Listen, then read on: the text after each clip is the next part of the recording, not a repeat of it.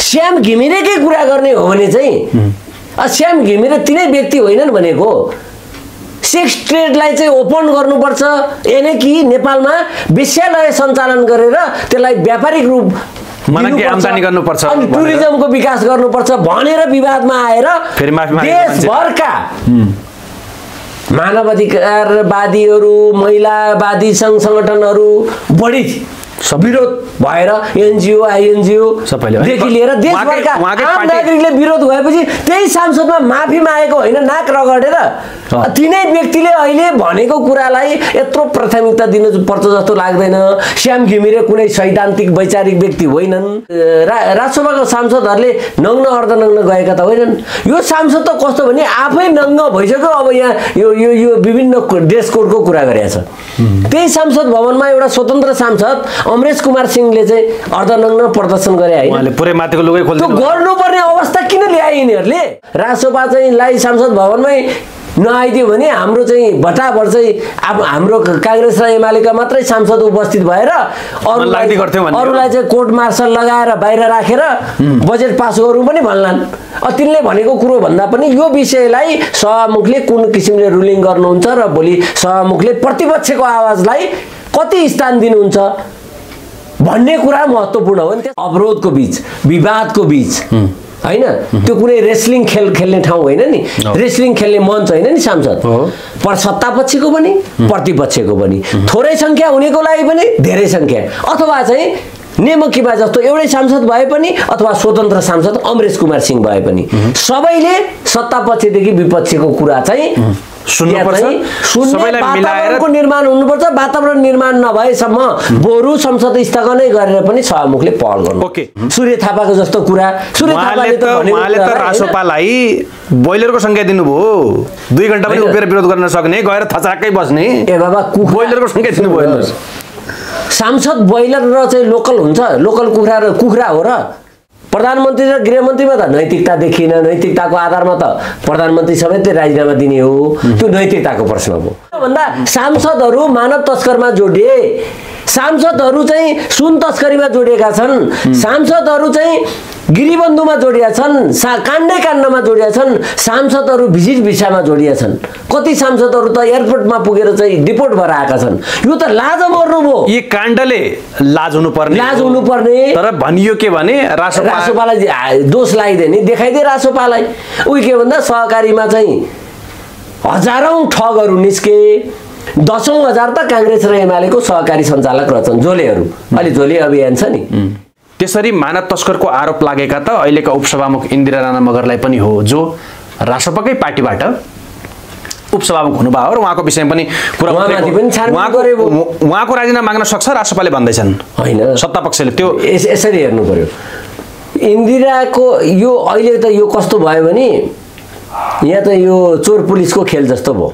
भोलि निर्दोष रहेछन् यदि गृहमन्त्रीले त्यो भिजिट भिसामा उहाँको संलग्नता रहेनछ, प्रधानमन्त्रीको नि निर्देशन रहेनछ प्रत्यक्ष अप्रत्यक्ष भने त निष्पक्ष छानबिन न्यायिक आयोगले त उहाँलाई त क्लिन चिट दिने हो नि त। त्यो त उहाँलाई फाइदाजनक भयो नि त, पदमा पुनर्बहाली भइहाल्नुहुन्छ, फाइदाजनक हो। जसरी चेपुवामा रासोपालाई पारिँदै आएको छ, एक्लो हुँदै आएको छ हैन, उले विरोध गरेर पनि त्यहाँ बसेर पनि सभा रोकिएको छैन, बजेटमा भइरहेको बहस रोकिएको छैन, छलफल रोकिएको छैन, ऐनहरू पारित भइरहेका छन्, टेबल भइरहेका छन्। राष्ट्रपतिले गरिरहेको आन्दोलनको त कुनै सुनवाई भइरहेको छैन। यसमा सभामुखमाथि पनि प्रश्न उठ्दैछ कि एउटा सांसदले पनि उठेर कुनै कुरामा नियम आपत्ति गर्यो या आफ्नो कुरा के राख्यो भने त्यसको तत्काल रेस्पोन्स गर्नुपर्ने सभामुखले त्यत्रो 20 जना सांसदहरू उभिएर एउटा गम्भीर विषयमा छानबिन हुनु पर्यो भनेर आवाज उठाइरहँदाखेरि पनि सभामुखले नसुन्नु भनेको यसलाई हामीले कसरी लिने भनेर पनि आलोचना हुँदैछ। त्यसमा के भन्नुहुन्छ यहाँले? यहाँ 2-3 कुरा यसमा चाहिँ कम्बाइन्ड रूपले हेर्नुपर्ने हुन्छ, समग्र रूपले हेर्दाखेरि। एउटा चाहिँ नैतिकताको प्रश्न रह्यो, राजीनामा दिने कि नदिने हैन। कानुनले त राजीनामा दे भनेर लेखेको छैन। अनि त्यो नैतिकताको प्रश्न, नैतिकता रहेको भए गृहमन्त्रीले त के अहिलेको वर्तमान चाहिँ प्रधानमन्त्री केपी ओलीले नै राजीनामा दिइसक्थे। यत्रो भिजिट भिसाको छ, उता मानव तस्करको चाहिँ काण्डमा आफ्नै सांसद, आफ्नै मन्त्री भएका, कानुन मन्त्री भएका व्यक्ति चाहिँ प्रदेशको चाहिँ जापानबाट डिपोर्ट भएर आए।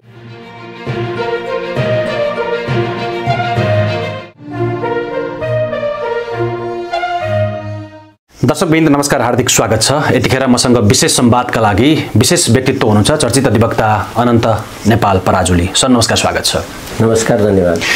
संसदमा पछिल्लो समय जुन खालको रस्साकस्सी चलिरहेको छ, गृहमन्त्री बजेट भिसा काण्डमा जसरी जोडिनुभयो, उहाँमाथि छानबिन, उहाँको राजीनामा प्रतिपक्षले मागिरहेको थियो। प्रतिपक्षको प्रमुख दल माओवादी त्यसबाट केही समयका लागि ब्याक भयो। उसले 1 महिनाको अल्टिमेटम दिएको छ। 1 महिनाभित्र छानबिन समिति गठन भएन भने फेरि हामी संसद अवरोध गर्छौँ भनेर भनिएको छ।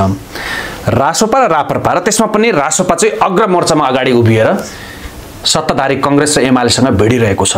उहाँहरूले विरोध स्वरूप घाँटीमा नीलो रङको स्कार्फ लगाएर जानुभयो, हामी आन्दोलनमै छौँ भन्नुभयो। तर त्यसलाई संसदीय नियमावली अन्तर्गत त्यो अमर्यादित भनेर नेपाली कांग्रेसका एकजना सांसदले उहाँहरूमाथि कारबाहीको माग गर्नुभयो। संसदबाट उहाँहरूलाई बाहिर निकालियोस् भन्ने खालको माग समेत गर्नुभयो।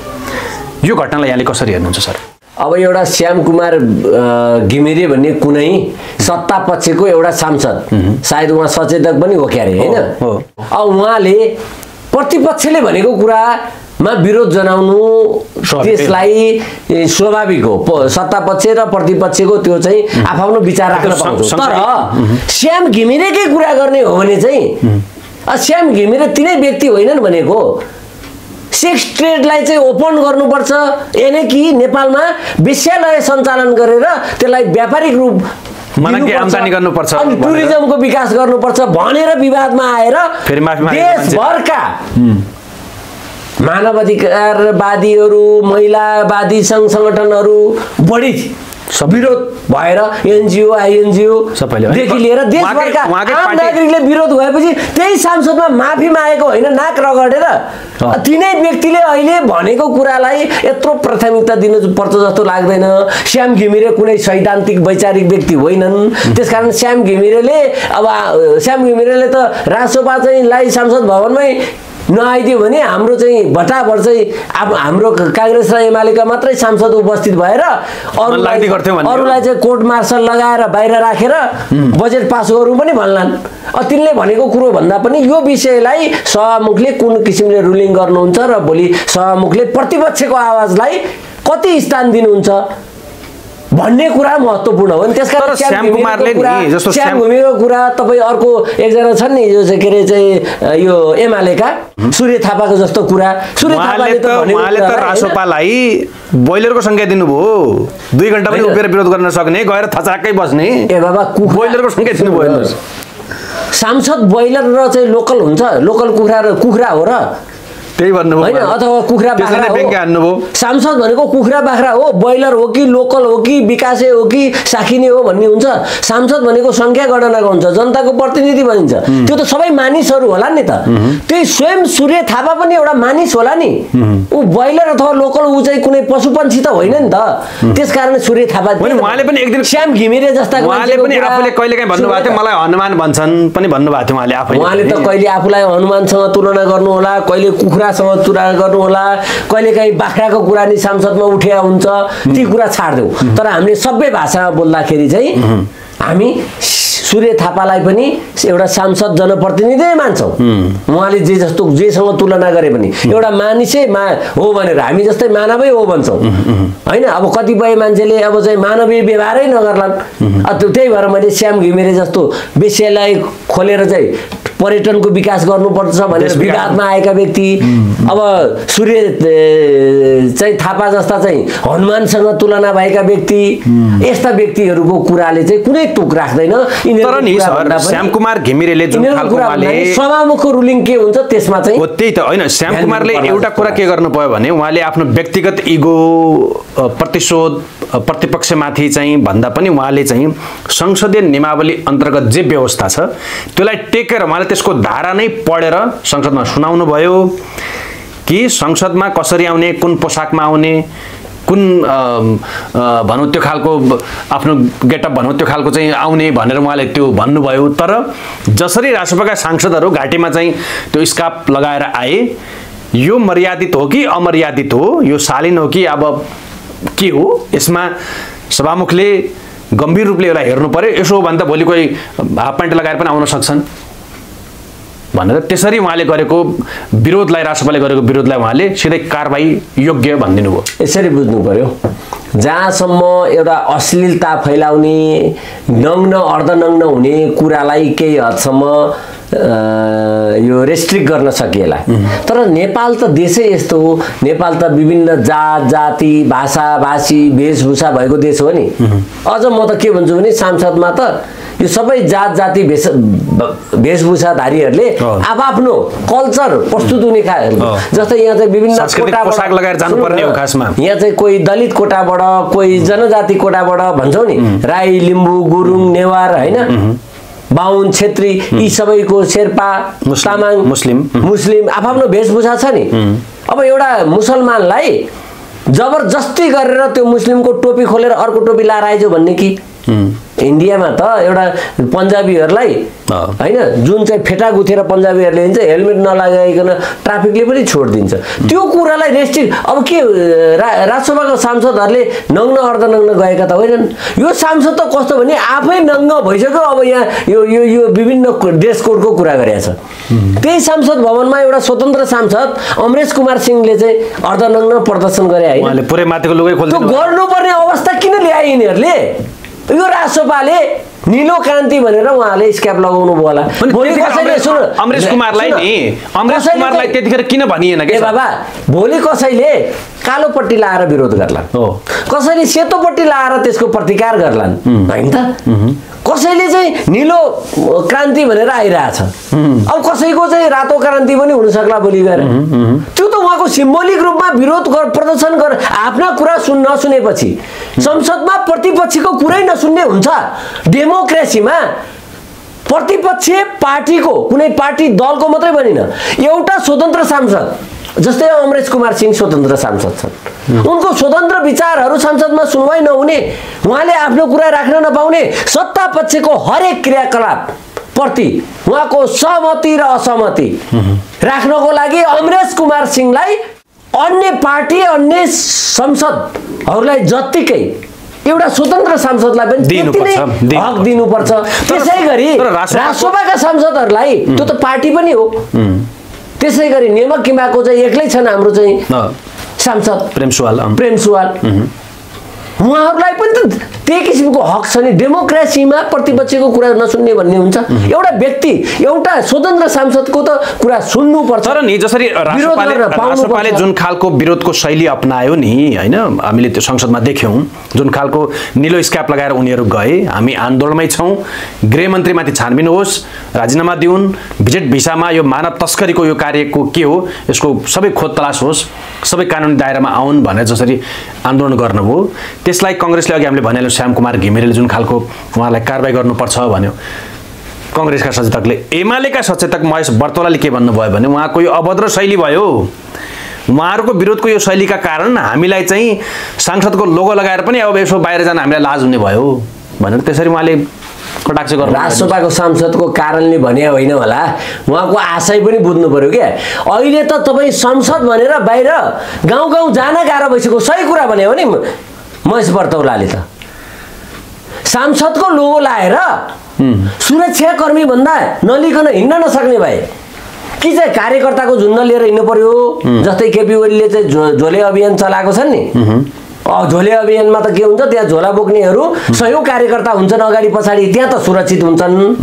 तर सुरक्षाकर्मी नलिकन झोले कार्यकर्ता नलिकन सांसदहरू टोल टोलमा जान नहुने भयो, सार्वजनिक यातायात चल्न नसक्ने भए। महेश बर्तौलाले भनेको कुरो ठिक हो, एक्लै दुक्लै हिँड्न नहुने भयो, लाज हुने भयो क्या। किन भन्दा सांसदहरू मानव तस्करमा जोडिए, सांसदहरू चाहिँ सुन तस्करीमा जोडिएका छन्, सांसदहरू चाहिँ गिरीबन्धुमा जोडिया छन्, काण्डै काण्डमा जोडिया छन्, सांसदहरू भिजिट भिसामा जोडिया छन्।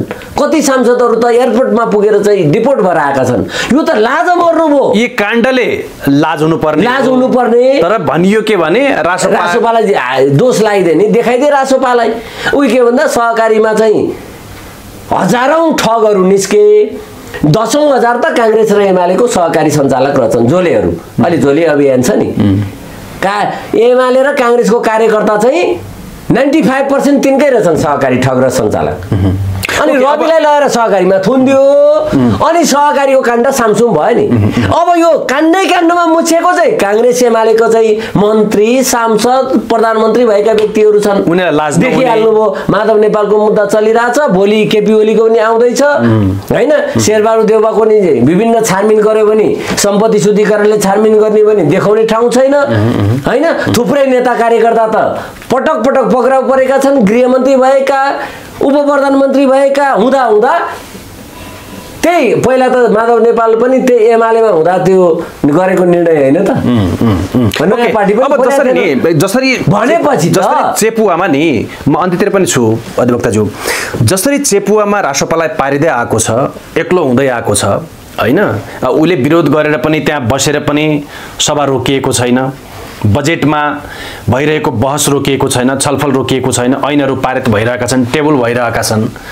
राष्ट्रपतिले गरिरहेको आन्दोलनको त कुनै सुनवाई भइरहेको छैन। यसमा सभामुखमाथि पनि प्रश्न उठ्दैछ कि एउटा सांसदले पनि उठेर कुनै कुरामा नियम आपत्ति गर्यो या आफ्नो कुरा के राख्यो भने त्यसको तत्काल रेस्पोन्स गर्नुपर्ने सभामुखले त्यत्रो 20 जना सांसदहरू उभिएर एउटा गम्भीर विषयमा छानबिन हुनु पर्यो भनेर आवाज उठाइरहँदाखेरि पनि सभामुखले नसुन्नु भनेको यसलाई हामीले कसरी लिने भनेर पनि आलोचना हुँदैछ। त्यसमा के भन्नुहुन्छ यहाँले? यहाँ 2-3 कुरा यसमा चाहिँ कम्बाइन्ड रूपले हेर्नुपर्ने हुन्छ, समग्र रूपले हेर्दाखेरि। एउटा चाहिँ नैतिकताको प्रश्न रह्यो, राजीनामा दिने कि नदिने होइन। कानुनले त राजीनामा दे भनेर लेखेको छैन अनि त्यो नैतिकताको प्रश्न, नैतिकता रहेको भए गृहमन्त्रीले त के अहिलेको वर्तमान चाहिँ प्रधानमन्त्री केपी ओलीले नै राजीनामा दिइसक्थे। यत्रो भिजिट भिसाको छ, उता मानव तस्करको चाहिँ काण्डमा आफ्नै सांसद आफ्नै मन्त्री भएका कानुन मन्त्री भएका व्यक्ति चाहिँ प्रदेशको चाहिँ जापानबाट डिपोर्ट भएर आए होइन। यता गिरिबन्धुको चाहिँ काण्ड चलिरहेछ, अहिले आएर भिजिट भिसाको चाहिँ आयो। यो सबै कुरामा त एउटा चाहिँ मन्त्री परिषदको नेतृत्वकर्ताको हिसाबले त केपी ओली पनि रेस्पोन्सिबल छन् नि। त्यसकारण केपी ओली र प्रधानमन्त्री र गृहमन्त्रीमा त नैतिकता देखिएन। नैतिकताको आधारमा त प्रधानमन्त्री समेतले राजीनामा दिने हो, त्यो नैतिकताको प्रश्न हो। सभामुखको भूमिका पहिलो कुरो त एउटा न्युट्रल हुनुपर्छ।